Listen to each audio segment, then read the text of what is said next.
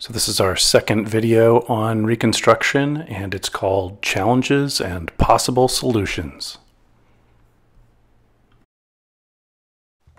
So a big part of the problem was that Abraham Lincoln died. This is a photo of his funeral.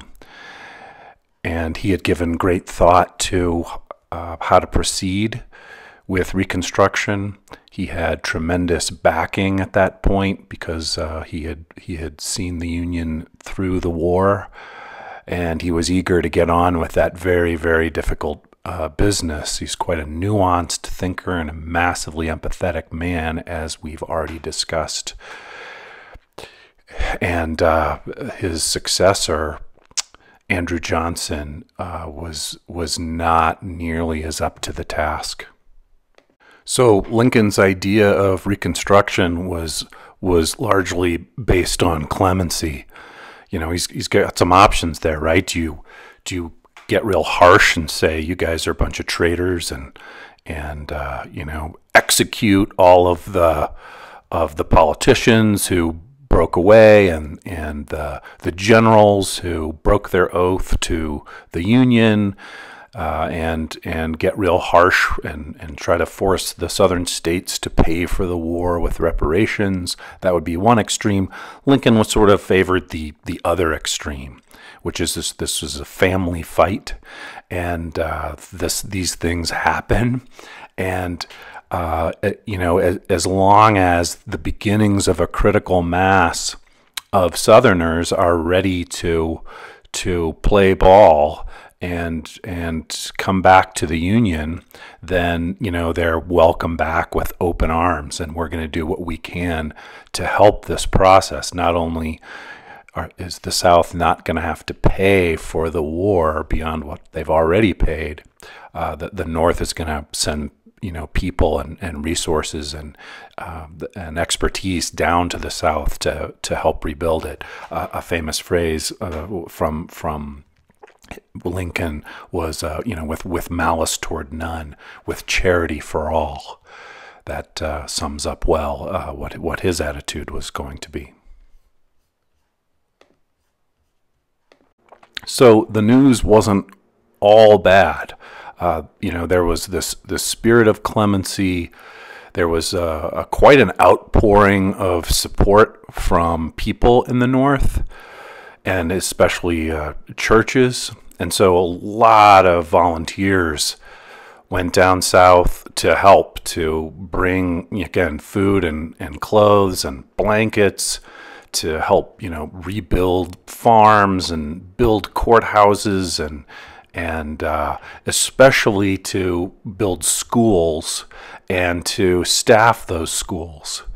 And so there was a lot of people realized this is a terrible situation and we all need to pitch in. And so many thousands of people went from the North to the South to try to help out. But there are a lot more challenges than there were blessings when it came to Reconstruction. The first big problem was that even though the war was won, there's still just virulent racism in the South.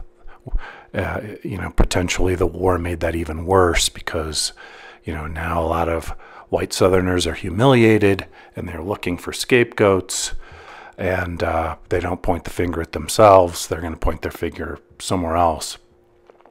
There had been crop failures. The wheat crop had largely failed in 1865 and in 1866. So there was just not a lot of food to be had. A lot of the farms had not been planted because the menfolk were off to war. There's nobody to get seeds. And, you know, a lot of the men died. And so, you know, the farms just aren't very productive. A lot of the livestock was eaten by troops, either from the North or South.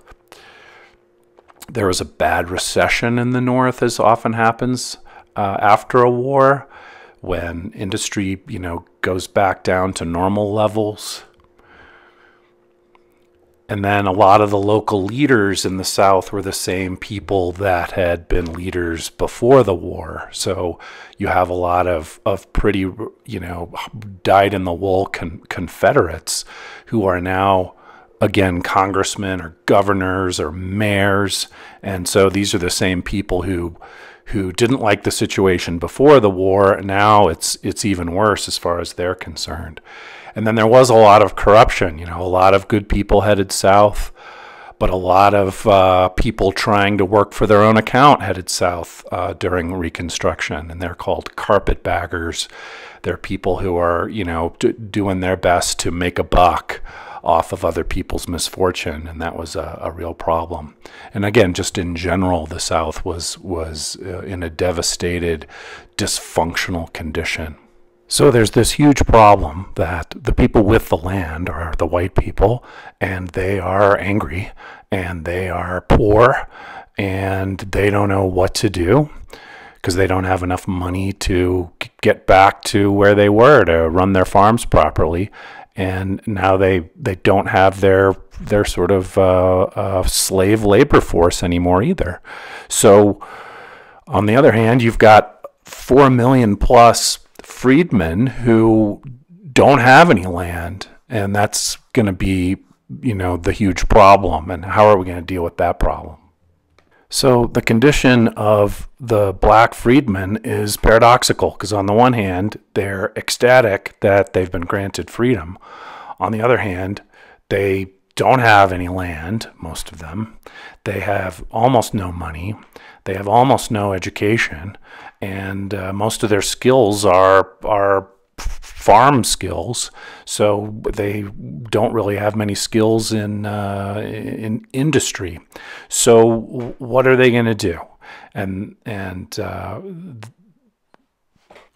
this question, which we'll call the land question, becomes a really central question in the early dawn of Reconstruction. What are you going to do to empower the freedmen? Are you going to give them land? Are you going to redistribute land from the plantation owners who abused the freedmen for centuries, and to sort of give the freedmen 40 acres and a mule so that they can be self-sustaining? Or are you not? So there are sort of three options here at the beginning of Reconstruction.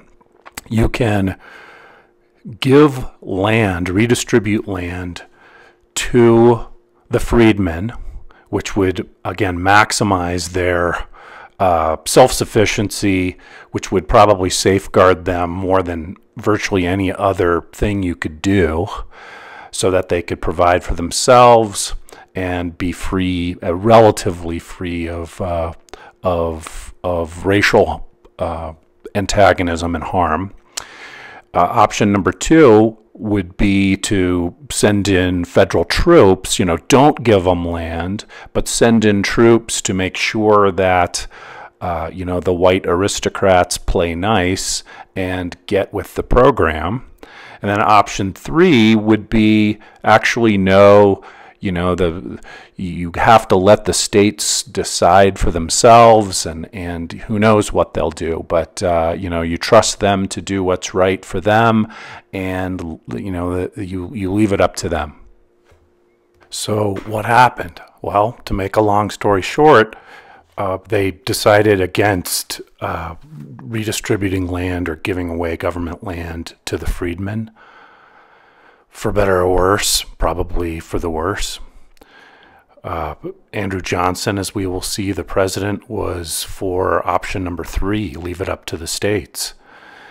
The Congress, what are called the radical Republicans, who had a sort of majority in Congress at the time, disagreed with that and had suspicions that would be a nightmare for the freedmen, and they sent in troops in 1867 and to enforce the rules and the laws and the rights of the freedmen.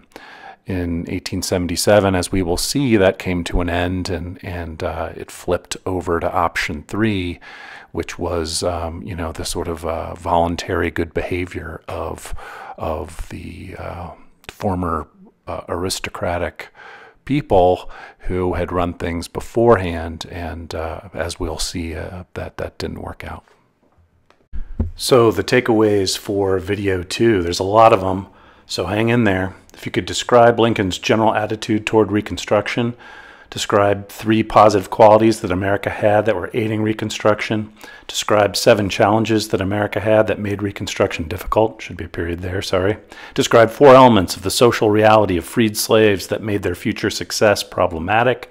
Describe the land question. Describe 3 possible general strategies to enact Reconstruction that were considered.